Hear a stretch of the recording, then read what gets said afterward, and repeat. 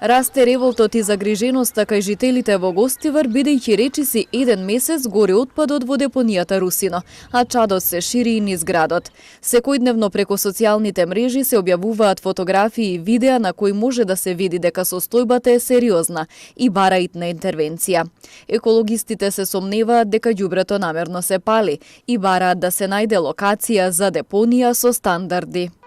Состојбата е поразителна и еколошки недозволива и штетна за здравието на гостиварчани. Нашите сознанија се дека правени се испитувања на почвата и резултатите се дека е многу загадена и поради тоа жителите од Бањице кои порано саделе земјоделски култури веќе не можат да садат.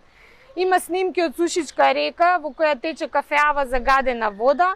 Во Гостивар е секојдневие, затворете ги прозорите, труе, гори Русино. Значи комплетна една состојба на загадување на водата, подземните води, почвата и воздухот. Русино е одредена како регионална депонија за полог, а нејзиното стандардизирање треба да отпочне во рамки на проектот Управување со цврст отпад во Полошкиот регион.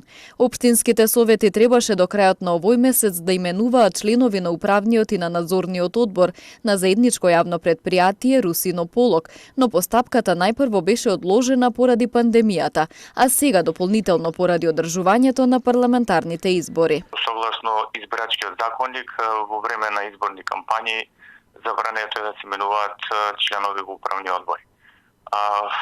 Предпријатието се надевам дека новиот управен одбор ќе го има конституирано од следниот месец, кога ќе завршат сите тие рокови согласно избирачкиот закон.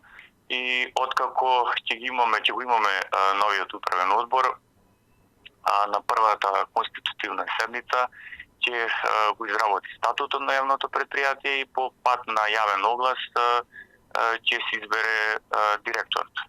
Откако ќе профункционира предпријатието Русино Полог, истото треба да работи по стандарди. Предвидено е да има 2 претоварни станици, една во Тетово, каде што ќе се транспортира отпадот од тетовските општини, и една во Маврово и Ростуше.